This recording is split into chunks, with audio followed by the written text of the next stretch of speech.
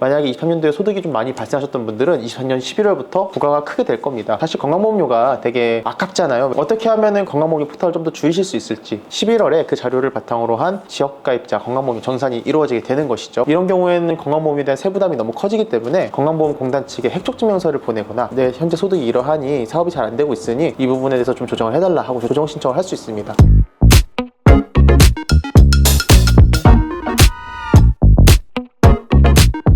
안녕하세요, 한재무세무사입니다. 벌써 11월이 다 지나고 이제 12월이 다 가고 있는데요. 이제 11월쯤 되면은 종합소득세 중간이납 말고 또 찾아오는 불청객이 하나가 더 있는데, 이게 뭐냐면 건강보험료입니다. 지역가입자 건강보험료. 우리나라는 이제 건강보험료 부과 체계가 지역가입자와 직장가입자가 있는데, 직장가입자 같은 경우는 다 아시다시피 어느 직장에 취업을 한 다음에 4대 보험을 가입하는 경우에는 4대 보험공단에 신고된 보수 월액 일정 퍼센테이지로 부과되게 되고, 지역가입자 같은 경우에는 소득과 재산 그리고 자동차 올해부터 폐지가 된 걸로 알고 있는데, 그래서 이제 소득과 재산 과세 체계를 바탕으로 해서 건강보험료 를 내도록 하고 있죠. 제가 지금 말씀드리고 싶은 부분은 이제 지역가입자 건강보험료에 대한 얘기인데요. 지역가입자 건강보험료는 제가 말씀드렸다시피 소득과 재산의 기준으로 부과가 된다고 말씀드렸는데, 부과 기준에 대한 자료가 이제 국세청에서 전년도에 대한 소득 신고 자료, 소득세 신고를 언제 하냐면, 예를 들어서 2000년도에 대한 소득세는 언제 신고하죠? 24년 5월에 신고를 하죠. 그리고 그 자료가 10월에 공단 측으로 넘어가게 되고요. 그리고 재산에 관련된 자료도 재산세 과세 표준 있지 않습니까? 그 과세 기준일이 6월 1일이고 6월 1일자 바탕으로 이제 공시지가를 기준으로 한 재산세 과세 표준이 확정이 되는데, 그 자료도 24년 10월에 공단 측에 넘어가게 됩니다. 그래서 11월에 그 자료를 바탕으로 한 지역가입자 건강보험료 정산이 이루어지게 되는 것이죠. 그래서 11월부터는 아마 사업주분들 중에 과거에 소득이 없으셨던 분들이거나 22년도까지는 미진했던 분들, 그리고 23년도에 신규 사업을 하셨던 분들, 이런 분들 같은 경우는 건강보험료가 거의 안 나오시거나 부과가 많이 안 되셨을 텐데, 만약에 23년도에 소득이 좀 많이 발생하셨던 분들은 24년 11월부터 부과가 크게 될 겁니다. 저도 아마 작년 기준으로는 소득월액이 적지 않기 때문에 한 달에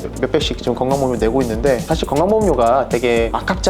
왜냐면 특히 젊은 사람 같은 경우는 병원도 자주 가지도 않고 나이가 좀 더 들게 되면 그 혜택을 보게 되겠지만, 세금보다 더 아까운 게 어떻게 보면 4대 보험료거든요. 연금 같은 경우는 또 이제 불안감도 많이 있지 않습니까? 앞으로 고갈된다, 우리가 나중에 받을 수 있을까, 이런 부담감도 있는 현실 속에서 건강보험료에 대한 부담이 안 되실 수가 없는데요. 어떻게 하면 건강보험료 포탈을 좀 더 줄이실 수 있을지 얘기를 조금만 나눠보도록 할게요.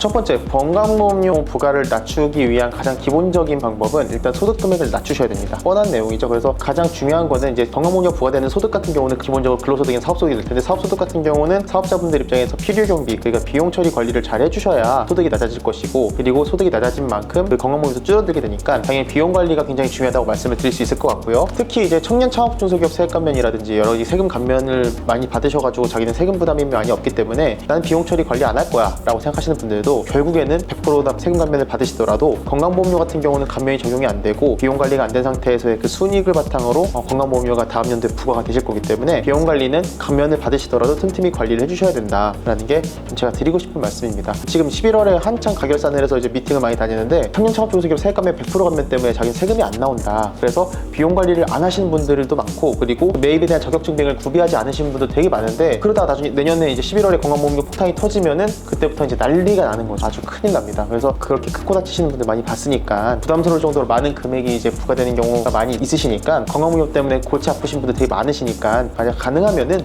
원칙적으로 소득을 줄일 수 있고 비용 관리가 가능하실 때 계상하지 않은 비용이 있으면 적격증빙도 구비해 주시고 미리 준비해 주셔서 가장 근본적으로 건강보험료 많이 부과될 수 있을 만한 건덕지를 줄이시는 게 가장 좋을 것 같다라는 게 제 생각입니다.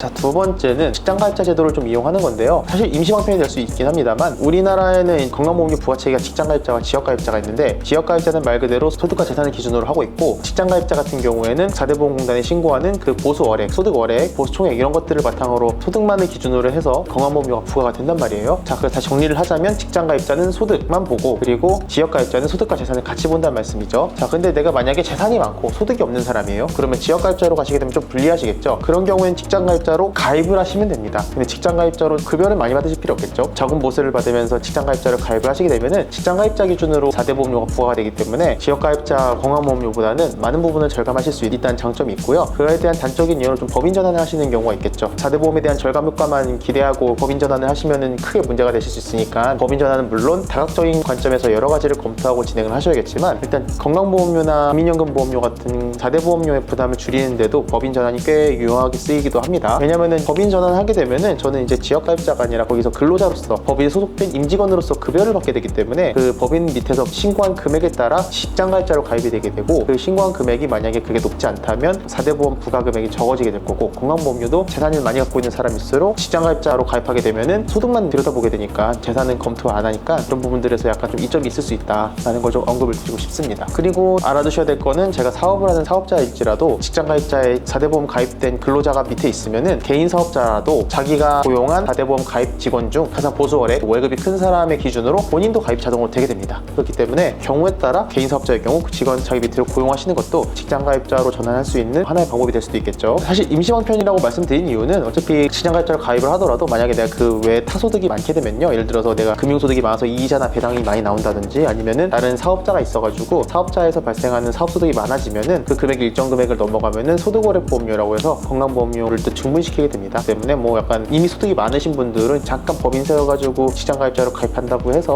효과를 오래 보기는 어려우시고요. 결국에는 나중에 소득월액보험료로 정산돼가지고 결과적으로 크게 부과되는 경우가 많으니까 이런 부분들에 대해서는 좀 여러 가지 면밀하게 세팅을 해서 진행하시는 게 좋을 것 같습니다. 그리고 마지막으로, 만약에 본인이 과거까지는 프리랜서로 활동을 해가지고 23년도까지는 소득이 많이 있었어요. 근데 늘 그렇듯이 소득이 많을 때도 있고 소득이 아예 없을 때도 있고 소득의 편차가 심하다 보니까 억울하게 난 23년도에 소득 많이 발생해서 건강보험료를 24년도 11월에 많이 내야 되는 상황이 발생했지만 난 지금 소득이 없어, 고용되는 곳도 없어, 이런 상황이 발생할 수도 있잖아요. 이런 경우에는 건강보험에 대한 세부담이 너무 커지기 때문에 건강보험공단 측에 획족증명서를 보내거나 내 현재 소득이 이러하니 사업이 잘 안 되고 있으니 이 부분에 대해서 좀 조정을 해달라 하고 조정 신청을 할 수 있습니다. 이렇게 진행하시면 과거에 소득이 많았던 프리랜서나 이런 분들이 지금 현재 소득이 없는 경우에는 어느 정도 건강보험료를 좀 줄일 수 있는 방법이 될 수 있으니까 이 부분도 참고하셔서 진행하시면 좋을 것 같습니다.